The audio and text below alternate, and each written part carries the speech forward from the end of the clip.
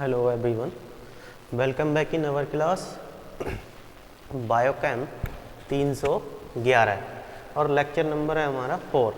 और आज हम बात करेंगे मेनली प्लांट टिश्यू कल्चर के बारे में, क्योंकि आप लोगों को पता है कि आपका कोर्स कौन सा है, fundamental of plant biochemistry and biotechnology. तो बायोटेक्नोलॉजी जो बायोटेक है, बायोटेक जो है वो मेनली दो पार्ट में होती है। उसको हम दो पार्ट में पढ़ेंगे। पहला हमारा होगा plant tissue culture, plant tissue culture, और दूसरा जो हम पढ़ेंगे वो हम पढ़ेंगे जेनेटिक इंजीनियरिंग।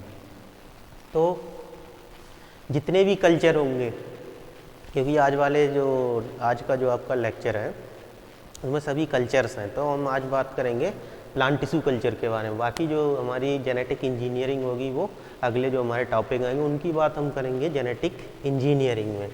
तो ये दो पार्ट हैं बायोटेक के।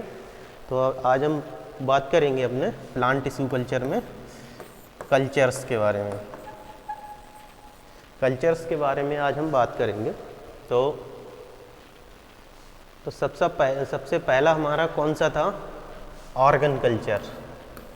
सबसे पहले हम बात करेंगे ऑर्गन कल्चर के बारे में। तो ऑर्गन कल्चर क्या होता है, जब कोई प्लांट होता है, जैसे एक प्लांट हो गया और उसके किसी भी पार्ट से, किसी भी ऑर्गन से, मतलब ऑर्गन क्या होता है, कोई पार्ट, किसी भी बॉडी का पार्ट, उससे जब हम होल प्लांट डेवलप करेंगे, कोई भी मान लो हमने पार्ट ले लिया, जैसे लीफ ले ली और उसका कल्चर किया, किसमें, न्यूट्रिएंट मीडियम में, और उसने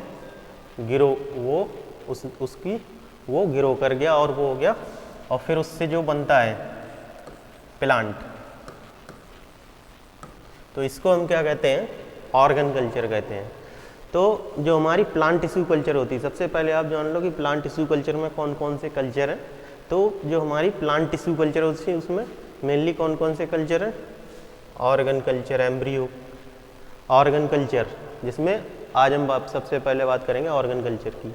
फिर उसी में एम्ब्रियो है, ओव्यूल कल्चर है, ओवरी कल्चर है, सेल सस्पेंशन कल्चर है, पॉलन कल्चर है, एंथर कल्चर है। तो ये सब कल्चर जो हैं ये किससे बनाए जाते हैं, किसके होते हैं, ये ऑर्गन ही तो हैं ये सब प्लांट के। जैसे एम्ब्रियो ऑर्गन हो गया, ओव्यूल ऑर्गन हो गया, ओवरी इसकी ऑर्गन हो गई, और सेल वो भी इसका ही है, पॉलन इसकी है, एंथर इसका है। ये सब क्या है, सभी ऑर्गन ही तो हैं इसके। और जैसे लीफ से कर लिया कल्चर तो लीफ कल्चर हो गया, सूट से सूट कल्चर हो गया। ऐसे ये जितने भी कल्चर हैं वो सब क्या हैं, इसके सब ऑर्गन ही तो ये सब क्या हैं, ऑर्गन द्वारा जब हम कोई भी प्लांट का पार्ट, कोई भी ऑर्गन यूज करते हैं, उससे कल्चर करते हैं, तो उसको हम ऑर्गन कल्चर कहते हैं। तो जैसे ये ऑर्गन, ये प्लांट है हमारा ये क्या है, प्लांट है। ये इसकी क्या हो गई, रूट, ये क्या हो गई इसकी लीफ, ये क्या उसका हो गया फ्लावर। तो जब हम करते हैं, जैसे ऑर्गन हमने ले लिया, रूट ले लिया हमने, रूट्स को हमने क्या किया, न्यूट्रिएंट मीडियम, रूट को स्टेरलाइज किया और न्यूट्रिएंट मीडियम पे ग्रो कर दिया। तो उसको हम क्या कहेंगे, कल्चर, वो कौन सा टाइप होगा जाएगा, रूट कल्चर। उसके बाद हमने ले ली लीफ, ये लीफ हमने ले ली, मान लो रूट हमने ले चुके हैं, रूट हम अपने ले चुके हैं। फिर उसके बाद हम लेंगे लीफ। ऑर्गन हमने क्या सिलेक्ट किया कल्चर करने के लिए, लीफ लिया, और लीफ को हमने क्या किया, स्टरलाइज किया अल्कोहल द्वारा, और स्टरलाइज करने के बाद हमने क्या किया, उसको न्यूट्रिएंट मीडियम पे ग्रो करा दिया। और न्यूट्रिएंट मीडियम पे ग्रो कराने के बाद वो क्या हो गया, एक होल प्लांट में तैयार हो गया। तो हम उसको क्या कहते हैं, लीफ कल्चर। Leaf culture. ऐसे ही हमने क्या किया, पूरा फ्लावर ले लिया, फ्लावर ले लिया हमने, फ्लावर लिया और उसके बाद हमने फ्लावर का कल्चर करा दिया। वैसे ही सेम प्रोसेस, फ्लावर को हम स्टरलाइज करेंगे कि उसमें कोई भी जीवाणु या बैक्टीरिया, जो बैक्टीरिया है, जीवाणु है, वायरस है, कुछ भी ना आने पाए उसमें जो डिस्टर्ब करे उसके ग्रोथ को। तो उसको हमने क्या किया, उसको स्टरलाइज कर लिया और उसके बाद न्यूट्रिएंट मीडियम पे ग्रो करा दिया। तो हम उसको क्या कहेंगे, फ्लावर कल्चर। Flower culture. तो ये फिर जैसे ये है, ये क्या है, सूट। हमने सूट लिया, सूट ले लिया अगर, तो इसको हमने न्यूट्रिएंट मीडियम में ग्रो करा दिया। तो सूट के बाद फिर क्या होगा, सूट का कल्चर हमने कराया, तो क्या कौन सा हो जाएगा, वो suit culture. Suit culture.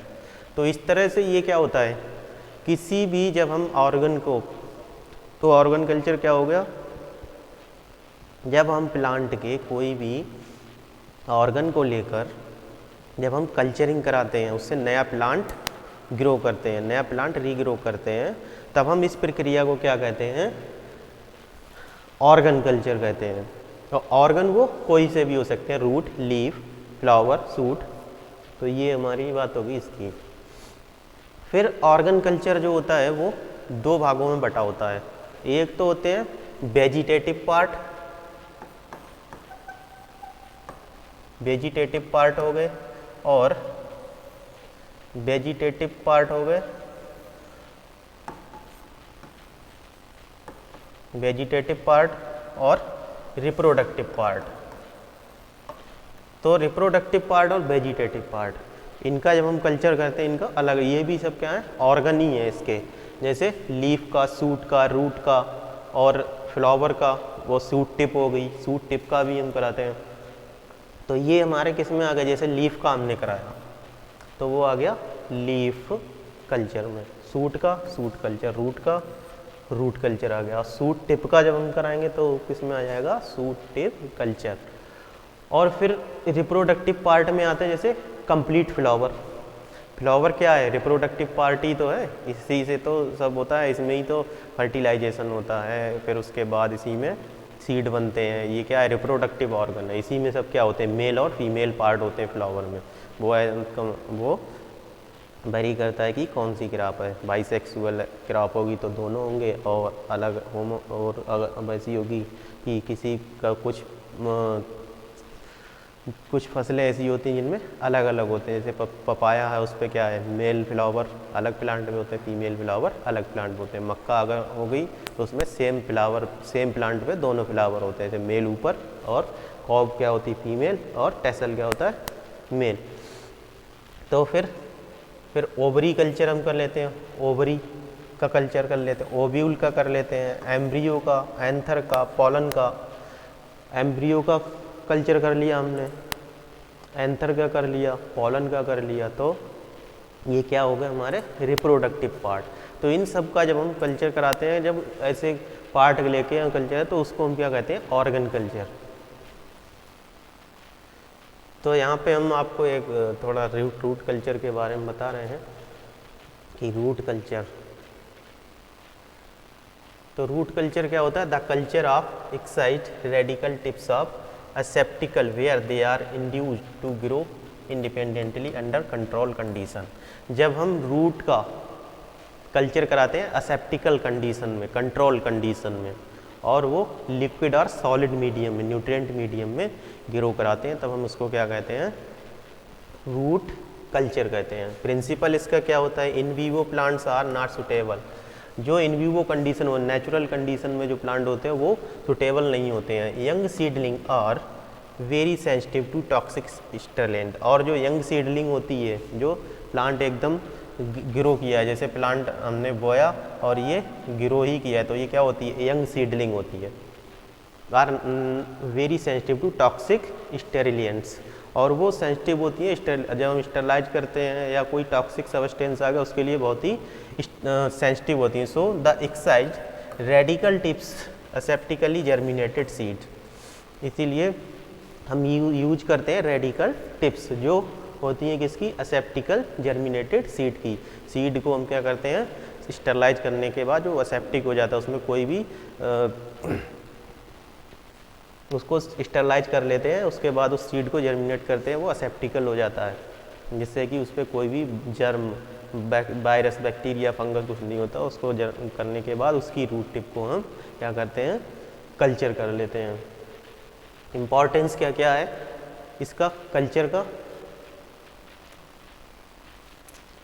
Knowledge of carbohydrate metabolism, role of mineral ions, vitamin etcetera in root growth. इसके बाद अगर हम जब रूट कल्चर करेंगे तो उससे हमें नॉलेज होगी कि कार्बोहाइड्रेट की, मेटाबॉलिज्म की, रोल ऑफ मिनरल आइंस की, मिनरल्स की क्या रोल है, और विटामिन की एक्सेट्रा, और किसमें, रूट ग्रोथ में इनकी क्या रोल है, इनका क्या महत्व है रूट ग्रोथ में, ये पता लग जाएगा हमें।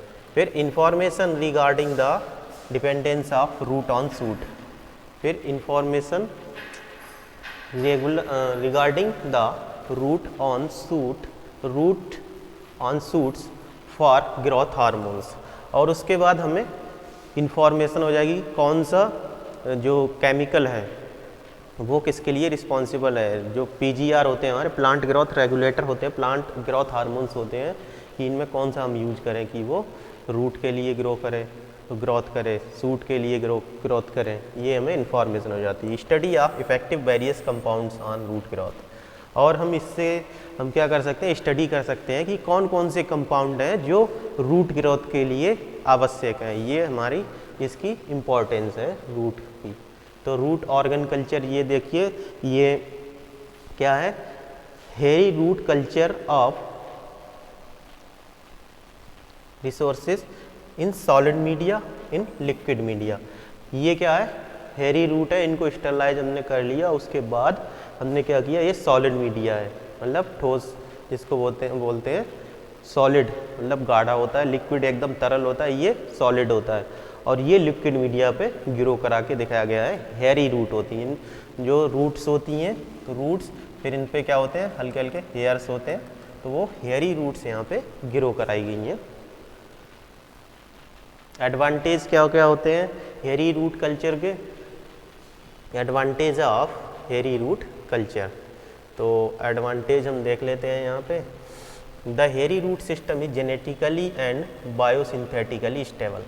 ये जो हेरी रूट सिस्टम होता है वो जेनेटिकली और मतलब आनुवांशिक और बायोसिंथेटिकली स्टेबल होता है ये, और high production of secondary metabolites, और इससे हम क्या कर सकते हैं, जो सेकेंडरी मेटाबोलाइट्स होते हैं वो हाई प्रोडक्शन होता है इससे सेकेंडरी मेटाबोलाइट्स का। And the culture can grow under phyto hormone free condition, और हम इसका कल्चर जो है वो हम ग्रो कर सकते हैं अंडर फाइटो हार्मोन फ्री, जो फाइटो हार्मोन्स होते हैं उनसे फ्री भी हो, वो नहीं भी हो, तो उनसे तब भी हम इसको कल्चर को ग्रो कर सकते हैं। And the culture shows fast growth which reduces the culture time and easy the handling, और इसका जो कल्चर होता है उसके बाद इसमें क्या होती है, फास्ट ग्रोथ होती है, और इसको हम इजीली हैंडल कर सकते हैं।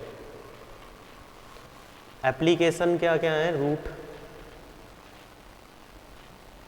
हेरी रूट कल्चर की application, functional analysis of genes, हम इसमें क्या कर सकते हैं, जीन्स का एनालिसिस कर सकते हैं, जो फंक्शनल जीन्स होते हैं उनका हम एनालिसिस कर सकते हैं हम हेरी रूट का कल्चर करके। फिर study of nodulation of leguminous root in crops, और जो नोड्यूल्स बनते हैं, जितनी भी लेग्यूम्स क्रॉप होती हैं उनमें नोड्यूल्स बनते हैं, आप लोगों ने देखा होगा कि उसमें नोड्यूल्स बनते हैं, और वो किसके लिए रिस्पॉन्सिबल होते हैं,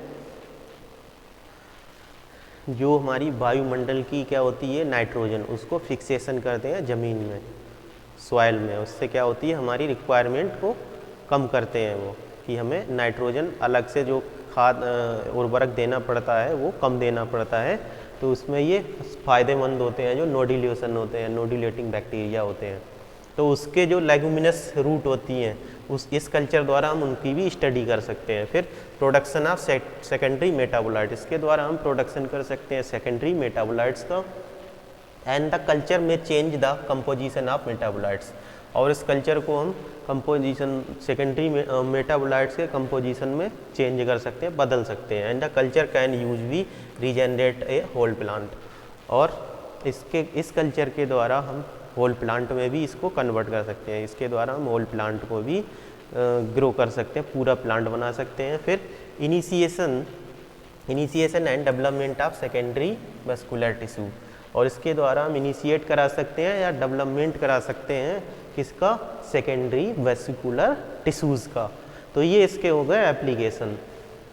फिर आता है सूट टिप कल्चर या मेरिस्टेम कल्चर, उसके बारे में थोड़ी सी जानकारी दें। जैसे ये हमारी क्या है, एकदम अपर मोस्ट लीफ, ये जो पहली लीफ होती है एकदम नई जो लीफ निकलती है उसका जब हम कल्चर कराते हैं तो वो होता है सूट टिप, एकदम टिप मतलब सबसे ऊपर लास्ट वाली लीफ का। तो उसको हमने लिया कि magnifying view of suit tip, ये व्यू है मैग्नीफाइंग, यहाँ से हमने कट किया उसको ले लिया। फिर एक्साइड मेरिस्टेम, फिर meristem placed in culture medium, इसको हम क्या करेंगे, इसमें कॉनिकल फ्लैक्स में डाल देंगे। फिर उसके बाद meristem placed in culture medium, फिर मेरिस्टेम जो होगा उसको हम क्या करेंगे, कल्चर मीडियम में डाल देते हैं। और कल्चर मीडियम में फिर क्या करेंगे, routing and conditioning of transplanting suits. फिर यहाँ पे क्या होगा, जो कैलस जो new suit and callus tissues, यहाँ पे क्या होगा, यहाँ पे प्लांट का सूट फॉर्मेशन होगा, रूट फॉर्मेशन होगा। उसके बाद ये यहाँ पे रूटिंग हुई है, यहाँ पे रूटिंग होने के बाद फिर हम उसको क्या करें, हार्डनिंग करेंगे प्लांट की। हार्डनिंग कहाँ करेंगे, जो हमारा ग्रीन हाउस होता है वहाँ पे हम ले जाकर इनकी हार्डनिंग कर देते हैं। हार्डनिंग करने के बाद हम फिर इनको अपने फील्ड में उतार सकते हैं। और इसके बहुत ही यूज है, इसके क्या यूज है, एडवांटेज, इसका सबसे मेन एडवांटेज जो है इसका वो है कि production of virus free germ plant. सबसे बड़ा एडवांटेज इसका यही है सूट टिप कल्चर या मेरिस्टेम कल्चर का, ये प्रोडक्शन, इसके द्वारा हम प्रोडक्शन कर सकते हैं वायरस फ्री प्लांट का। और mass production of desirable genotype, हम इससे डिजायरेबल जीनोटाइप का प्रोडक्शन कर सकते हैं। क्रायो प्रिजर्वेशन और in vivo in vitro conservation of germ plasm, इसके द्वारा हम क्रायो प्रिजर्वेशन से या इन विट्रो कंजर्वेशन कर सकते हैं जर्म प्लाज्म का। तो ये हमारी बात हो गई एडवांटेज ऑफ किसके, सूट टिप या मेरिस्टेम कल्चर के। फिर हमारी बात आती है एम्ब्रियो कल्चर की। तो एम्ब्रियो कल्चर के बारे में अब हम बात करेंगे। एम्ब्रियो कल्चर, तो एम्ब्रियो कल्चर होता क्या है, एम्ब्रियो कल्चर या भ्रूण संवर्धन के बारे में बात करेंगे। और ये शब्द सबसे पहले किसने दिया था, हैनिंग ने। हैनिंग एक साइंटिस्ट थे, उन्होंने दिया था ये कल्चर, एम्ब्रियो कल्चर, एम्ब्रियो को कल्चरिंग कराने की विधि किसने दी थी, हैनिंग ने। इसमें हम क्या कराते हैं, ये क्या है, एम्ब्रियो कल्चर होता क्या है। सबसे पहले आप ये जानो कि सीड से हम क्या करेंगे, निकालेंगे यंग एम्ब्रियो को, वो मैच्योर ना होने पाए, सीड में कन्वर्टेड ना होने पाए, वो सीड से हमने क्या किया, यंग एम्ब्रियो निकाला। और उसके बाद उसमें क्या करेंगे, हम न्यूट्रिएंट मीडियम में उसको ग्रो करा देंगे और रीजेनरेट होता है नया प्लांट। इस प्रोसेस को हम क्या कहते हैं, एम्ब्रियो कल्चर कहते हैं, एम्ब्रियो कल्चर। फिर उसके बाद इसकी एप्लीकेशन क्या है और मतलब इससे फ़ायदा क्या है एम्ब्रियो कल्चर से।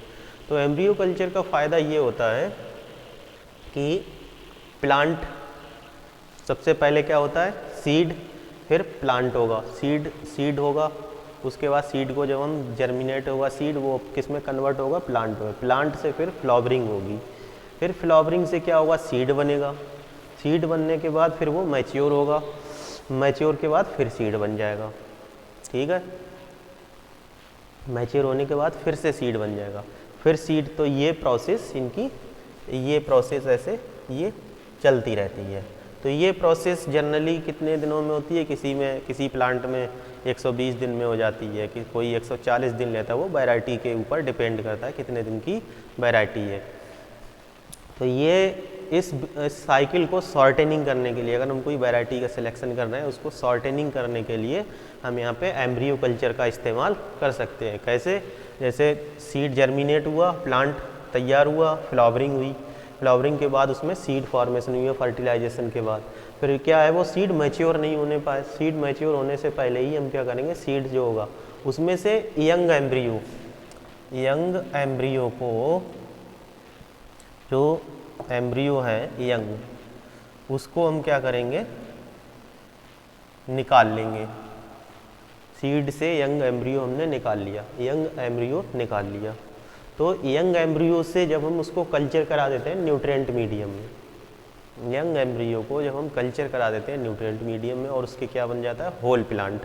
फिर उससे क्या बनेगा, ये होल प्लांट बन जाएगा फिर से। तो ये प्लांट बन गया एम्ब्रियो से। तो वो साइकिल कट जाएगी इसकी टाइमिंग की, कि कितने टाइम हो जाएगा, मान लो 60 से 75 दिन में ये काम हो गया। यहाँ लग रहे थे 120 से 50 दिन। फिर से हम क्या करेंगे, ऐसे ये क्या कर सकते हैं हम, इससे अपनी जो साइकिल होती है, लाइफ साइकिल होती है प्लांट की, उसको हम पूरा नहीं करेंगे, और हम पहले से ही उसको कम करके और हम फिर से अपनी साइकिल स्टार्ट कर देते हैं। प्लांट हुआ, फिर फ्लावरिंग हुई, फिर सीड हुआ, फिर यंग एम्ब्रियो निकाला और उसको कल्चरिंग कराई, और फिर से हमने प्लांट तैयार कर लिया। तो इससे ये फ़ायदा होता है एम्ब्रियो कल्चर से। फिर इसकी जो प्रोसेस होती है एम्ब्रियो कल्चर की, वो क्या होती है, process of embryo culture, process of embryo culture की। तो एम्ब्रियो कल्चर की प्रोसेस क्या है, जैसे फ्रूट है या फल है या सीड, मान लो कोई प्लांट है उसमें सीड फॉर्मेशन हो रहा है, उस समय हमने क्या किया, ये फ्रूट को मान लो हमने निकाल लिया, फ्रूट को, ये पूरा मैच्योर नहीं है, उसमें अल्कोहल से हम क्या करेंगे, स्टरलाइज करेंगे। सबसे पहले फ्रूट को लेंगे हम, फिर स्टरलाइज करेंगे,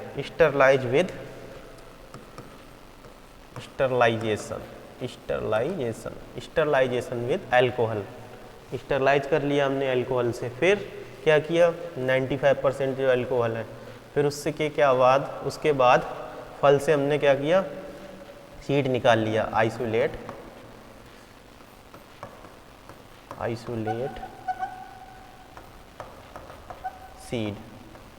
सीड को हमने आइसोलेट कर लिया और वो पेट्री डिश में रख लिया।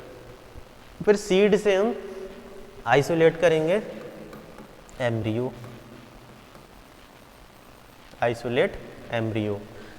को हम आइसोलेट कर लेंगे, सीड से हम एम्ब्रियो को आइसोलेट कर लेंगे, यंग एम्ब्रियो को। फिर यंग एम्ब्रियो जो होगा उसको हम क्या करेंगे, ये कॉनिकल फ्लास्क है, उसमें हम क्या करेंगे, एम्ब्रियो को डाल देंगे, किसमें, ये क्या है, न्यूट्रिएंट मीडियम, ये न्यूट्रिएंट मीडियम है। ठीक है, ये न्यूट्रिएंट मीडियम है। न्यूट्रिएंट मीडियम में हमने क्या किया, इसको ग्रो करा दिया, किसको, जो हमने एम्ब्रियो निकाला था इससे। फिर ये आप देख रहे हैं कि सीड है, तो सीड में दो होती हैं सिर्फ, उसमें एक क्या होता है, मूलांकुर होता है, एक प्रांकुर होता है, जहाँ से ये जड़ें निकलेंगी और यहाँ से क्या होगा, प्रांकुर, मतलब इसका स्टेम निकलेगा, सूट निकलेगा। तो इसके लिए ज़रूरत होती है न्यूट्रिएंट मीडियम में कि उसको ग्रो कराएं। न्यूट्रिएंट मीडियम में जो प्लांट ग्रोथ हार्मोन्स होते हैं उनको हम ऐड करते हैं, जैसे ऑक्सिन होता है वो सूट फॉर्मिंग के लिए, और साइटोकाइनिन होता है वो रूट फॉर्मिंग के लिए। ऑक्सिन से क्या होगा, सूट फॉर्मेशन होगा, साइटोकाइनिन से क्या होगा, रूट फॉर्मेशन होगा। जैसे हमने ऑक्सीन डाला तो सूट बन गया, सूट, और फिर साइटोकाइनिन डाला तो ये रूट फॉर्मेशन हो गया। ये क्या हो गई, हमारी नई सीडलिंग तैयार हो गई। फिर इसको हम क्या करेंगे, हार्डनिंग के लिए इसको ट्रांसफ़र कर देते हैं किसमें, ग्रीन हाउस में। ग्रीन हाउस में हम ट्रांसफ़र कर देते हैं और उसके बाद ये उसको क्या कर देंगे, फील्ड में, डायरेक्ट फील्ड में। फिर उसके बाद हम फील्ड में लगा सकते हैं इनको। तो ये हमारी बात हो गई किसकी, एम्ब्रियो कल्चर की। तो फिर हम आपको थोड़ा हम बता देते हैं एम्ब्रियो कल्चर क्या है इन वाइड क्रॉसेस। जैसे जब हम वाइड क्रॉसेस कराते हैं, वाइड क्रॉसेस क्या होता है, इंटर स्पेसिफिक और इंटरजेनरिक क्रॉस। जब हम किसी दो अलग अलग स्पेसीज में क्रॉस कराते हैं तब हम उसको क्या कहते हैं, इंटर स्पेसिफिक क्रॉस। और जब हम दो अलग जेनरा में, जो जीनस होती हैं, क्योंकि आपको हमने बताया कि बॉटेनिकल नेम किससे बना होता है जुड़कर, botanical name genus plus species, genus और स्पेसीज से मिलकर बना होता है। जैसे राइस का नाम ओराइजा सटाइवा, ओराइजा सटाइवा है तो इसकी जीनस क्या हो गया, ओराइजा, स्पेसीज क्या हो गई, सटाइवा। तो जब हम क्या करते हैं, अलग अलग स्पेसीज में, दो अलग अलग स्पेसीज में क्रॉस कराते हैं, जब हम दो अलग अलग स्पेसीज में क्रॉस कराते हैं तो हम उसको कहते हैं इंटर स्पेसिफिक क्रॉस। और जब हम दो अलग अलग स्पेसीज नहीं, इसमें क्या करते हैं, हम जीनस ही चेंज कर देते हैं लेकिन फैमिली सेम होती है, तो उसको हम कहते हैं intergeneric cross. The hybrid do not develop due to pre और पोस्ट फर्टिलाइजेशन बैरियर्स। और इसमें क्या होता है, हाइब्रिड जो सीड फॉर्मेशन होता है उसमें पोस्ट प्री बैरिएशन बैरियर लगे होते हैं फर्टिलाइजेशन में, जिससे कि सीड डेवलपमेंट नहीं हो पाता। इसीलिए pre fertilization barrier include all factor that handle effective fertilization such as difference in flowering time of two parents. जो हम पेरेंट यूज कर रहे हैं उनमें डिफरेंस होता है टाइमिंग का, कि वो उनकी फ्लावरिंग कब कब हो रही है। फिर lack of stigma receptivity and pollen viability, किसी के पॉलन वेबल नहीं होते हैं, स्टिग्मा रिसेप्टिव नहीं होती तब फर्टिलाइजेशन नहीं होता है। या inability of pollen to germinate, pollen जो है वो इनेबल होते हैं, वो जर्मिनेट नहीं कर पाते हैं जिससे कि वो एबल हो कि स्टिग्मा को फर्टिलाइज करा पाएँ। फिर failure of pollen tube to reach the ovule due to slow growth, इनकी स्लो ग्रोथ होती है जिससे भी फेल्योर हो जाते हैं। फिर cross incompatibility due to any other reason, या क्रॉस इनकम्पेटेबिलिटी आ जाती है, कोई भी रीजन हो जिससे क्रॉस इनकम्पेटेबल, तो ये क्या है, प्री फर्टिलाइजेशन वेरिएशन, जिससे सीड फॉर्मेशन नहीं हो पाता है। फिर पोस्ट फर्टिलाइजेशन में भी क्या होता है, जैसे embryo endosperm incompatibility where the endosperm products toxic substance that kill embryo, कुछ टॉक्सिक सब्सटेंस होते हैं जो एम्ब्रियो को किल कर देते हैं। तो इन सब चीज़ों को देखते हुए, इन सब पॉइंट्स को देखते हुए हम यूज़ करते हैं एम्ब्रियो कल्चर, इसीलिए हम एम्ब्रियो कल्चर यूज करते हैं। The hybrid embryo between intergeneric and interspecific crosses can be cultured by flowering of the technique method mentioned below. तो इसको हम कैसे करें, हमें हाइब्रिड भी लेना है तो उसको हम कैसे कर सकते हैं, एम्ब्रियो कल्चर द्वारा, एम्ब्रियो इम्प्लीमेंटेशन द्वारा, ओवरी कल्चर, ओव्यूल और ओवरी कल्चर द्वारा। तो आज हम यहाँ पे बात कर रहे हैं हम एम्ब्रियो कल्चर की, और बाकी तो हमने आपको सब बता ही दिया है एम्ब्रियो कल्चर कैसे कैसे करते हैं। तो इसके हम कुछ आपको, तो इसमें मैच्योर एम्ब्रियो कल्चर होता है, जैसे कि अभी मैच्योर एम्ब्रियो हमने आपको बताया था। फिर इमेच्योर एम्ब्रियो कल्चर होता है। इमेच्योर एम्ब्रियो कल्चर होता है, मैच्योर को तो हम बता ही चुके हैं आपको, एंग वर्ड लेते हैं और सारी प्रोसेस। ये और ये इमेच्योर एम्ब्रियो कल्चर हम आपको बता देते हैं, जैसे culture of immature embryos to rescue the embryo of wild crosses is used to avoid embryo abortion and produce viable plants. इसमें हम क्या करते हैं, इमेच्योर एम्ब्रियो का क्रॉस कराते हैं, वो सिलेक्शन करते हैं इमेच्योर एम्ब्रियो का। वो क्यों करते हैं, रेस्क्यू करने के लिए, मतलब किसी को सुरक्षित करने के लिए। The embryo of wild crosses, जब हम वाइल्ड क्रॉसेस कराते हैं, जंगली प्रजातियों का क्रॉस कराते हैं, उसमें क्या होता है, एम्ब्रियो अवॉइड हो जाता है, मतलब उसमें सीड नहीं बन पाता है। तो उसको हम रोकने के लिए यूज टू अवॉइड एम्ब्रियो अवार्सन, जो एम्ब्रियो का अवार्सन हो जाता है उसको रोकने के लिए हम इमेच्योर एम्ब्रियो का क्रॉस कराते हैं और प्रोड्यूस वेवल प्लांट, और हम वेवल प्लांट प्रोड्यूस करते हैं, हम होल प्लांट को रीजनरेट करते हैं। इसके लिए it require complex media with include special amino acid, hormones, endosperm extract like coconut milk, और ये सभी सब्सटेंस हैं इसके लिए उपयोग करते हैं हम एम्ब्रियो कल्चर के लिए। फिर culturing embryo, the most important aseptic of embryo culture are, जैसे excision of embryo culture requirement, इसके लिए ये रिक्वायरमेंट होती है कि इमेच्योर एम्ब्रियो और कल्चर, तो न्यूट्रिएंट मीडियम की रिक्वायरमेंट होती है। फिर एप्लीकेशन हम बता देते हैं, बाकी प्रोसेस हमने बता ही दिया, पेपर में जब भी आपके आएगा तो जो हमने जो भी फिगर बनाए हैं जैसे जैसे वो फिगर आप ज़रूर बनाएंगे पेपर में। Applications of embryo culture, production of rare hybrids from inter genetic and interspecific crosses, production हम कर सकते हैं इंटर स्पेसिफिक और इंटर जेनेरिक क्रॉसेस करा के हम इससे प्रोडक्शन कर सकते हैं प्लांट्स का।